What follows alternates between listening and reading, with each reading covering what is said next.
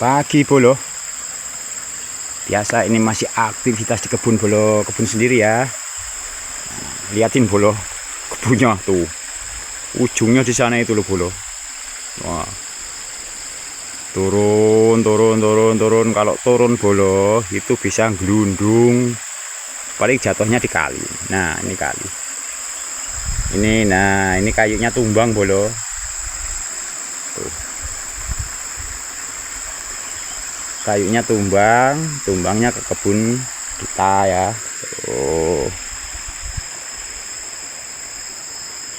Tuh. Karena ada badai ya. Tumbangnya ke kebun kita, punya kita, tumbangnya ke punya orang. Terus gimana hitung-hitungannya ini? Padahal beda orang lagi nih.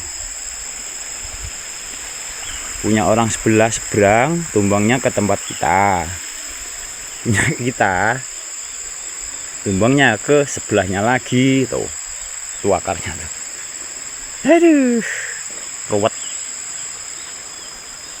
Nah, seperti ini bolo ya. Kemarin itu di kebun yang satunya lagi, ini survei yang satunya lagi bolo. Cuman ini medannya ekstrim bolo. Kemiringannya ini aduh gimana ya. Pokoknya sekitar 85 derajat miringnya. Kalau mutil bolo, kalau mutil dari bawah ke atas itu balah kakinya kayak mau copot. Tuh.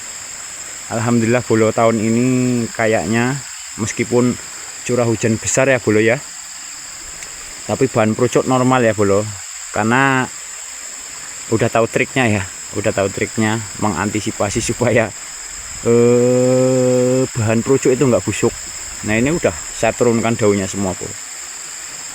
Semua kebun saya itu udah saya turunkan daunnya semua. Awal-awal pembungaan awal itu sudah saya turunkan semua.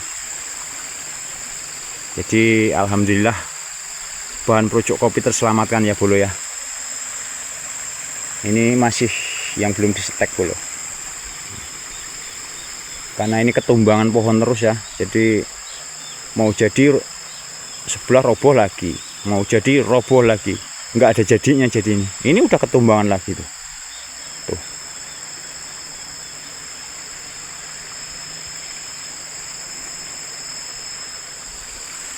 Karena masih banyak batang-batang ini ya, batang-batang besar. Ini. Itu kan kering semua itu. Itu besarnya minta ampun, satu drop itu batang itu, dua itu. Makanya kalau model di bawah, kerja di bawahnya itu was-was ya. Karena itu udah kering batangnya.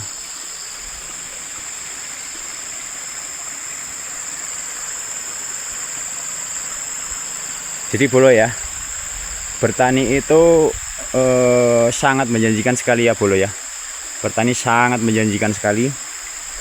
Apalagi harga untuk tahun ini 2005 kan masih melejit ya bolo ya. Alhamdulillah untuk petani kopi ini untuk 2 tahun ya, 2024 sama 2025 ini agak lumayan terus ya. Ya inilah ketekunan untuk para petani kopi ya. Tapi pada intinya bolo ya, mau murah mau mahal itu tetap ya, tani tetap kita harus jalani terus ya bolo ya. Jangan menyerah. Jeleknya orang Indonesia kan itu bolo, bertani harga murah, kebun ditinggalin ya bolo ya. Itu udah kebanyakan kayak gitu. Nanti kalau harga larang diurus lagi, kapan mau dapat hasil bolo. Kan seperti itu. Makanya mau murah mau mahal tetap kebun kita urusin. Nah nembusnya ketika kebun bagus, hasilnya ada, harganya mahal seperti ini. Apa enggak jos bolo? Seperti ini ya. Ini tahun kemarin lumayan ini. Cuman ya itu bolo, saya itu enggak suka ya buah kopi itu full. Kalau buah kopi full itu rontok, enggak ada daunnya bolo, tinggal buah aja. Nah dampaknya apa? 2 tahun kita pasti libur bolo. Kalau buah kopi full 2 tahun kita libur, rugi. Makanya kalau saya paling suka buah kopi standar. nggak full, buahnya nggak kurang, standar dia ya. Jadi untuk bahan selalu normal tiap tahun. Makanya ini polanya kan saya rubah nih. Jadi setiap tahun ini standar buahnya bolo. Jadi waktu musim nggak buah, punya saya masih alhamdulillah ya, karena polanya saya rubah semua. Dan ini tidak menggunakan pupuk kimia bolo. Saya berhenti menggunakan pupuk kimia udah lama sekali ya. Ini semua alami. Jadi alami ya, tanpa menggunakan pupuk kimia. Cuman yaitu kalau kita nggak menggunakan pupuk kimia, perawatannya yang harus ekstrim bolo ya. Nah seperti ini. Ini bahan entres untuk bahan stek, karena belum memelihara ya, belum waktunya.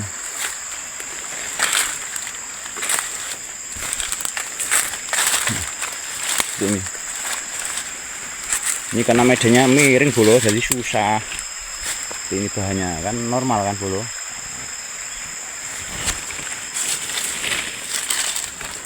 Ini naik aja mesti pegangan kayu bolo, karena takut melurut.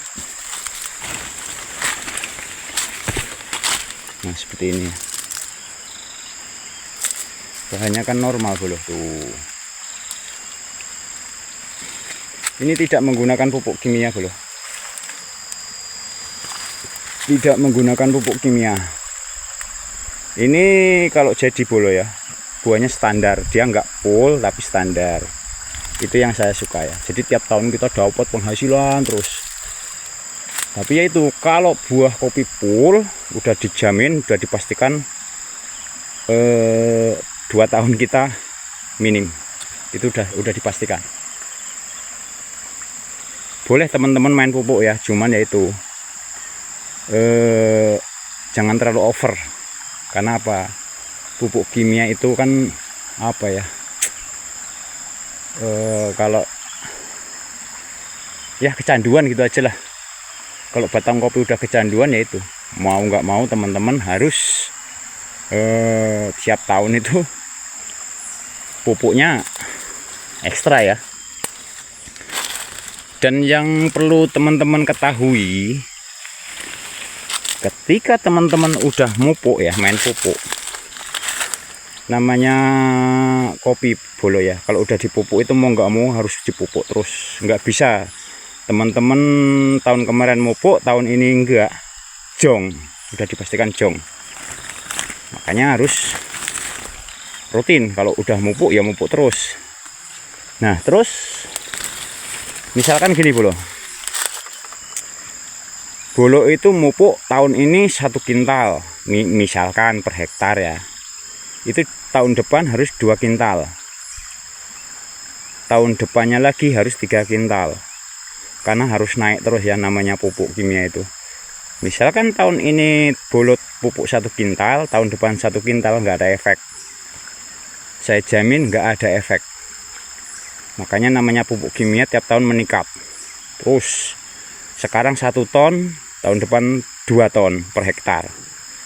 Bangkrut nggak kira-kira itu bolo? Kalau buat beli beras aja ngap-ngapan, kok apalagi buat beli pupuk. Itu contoh ya bolo. Makanya polanya yang harus dirubah bolo. Boleh main pupuk, tapi dengan catatan jangan terlalu over. Misalkan gini bolo ya, habis full ini ya, buah kopi full, bolo mau pupuk 1 ton, tetap aja tahun depan itu buahnya minim, saya pastikan itu. Tapi kalau buah kopi standar kayak gini bolo, nggak main pupuk, tahun ini standar kayak gini, tahun depan standar lagi, nggak ada namanya penurunan. Penurunan sedikit sekali ya, nggak drastis. Dan itu selalu meningkat naik ya. Itu yang saya buktikan ya bolo. Makanya saya ajak bolo itu semua. Polanya sekarang bertani kopi dirubah. Kita belajar ya. Belajar itu boleh dari siapa aja, karena semakin banyak guru itu semakin bagus ya. Semakin banyak ilmu semakin bagus. Cuman setiap guru itu berbeda-beda cara. Jadi lebih baik bolo itu konsisten dengan diri sendiri ya. Oke bolo, itu aja ya yang dapat saya sampaikan. Mudah-mudahan cerita ocehan saya ini bisa bermanfaat ya bro, khususnya untuk petani kopi. Kita majukan untuk pertanian kopi khususnya untuk wilayah Lampung ya, supaya kopi Lampung itu punya nama di dunia, bukan di Indonesia, di dunia ya. Jadi teman-teman petani kopi saya ajak untuk ayo semangat, kita kelola kebun kopi kita agar kita buktikan ya pada dunia bahwa Lampung itu produsen kopi harus terbesar ya. Oke, sip. Makasih ya bro. Jangan lupa subscribe, like, dan komen agar video ini selalu berkembang ya. Terima kasih. Assalamualaikum warahmatullahi wabarakatuh.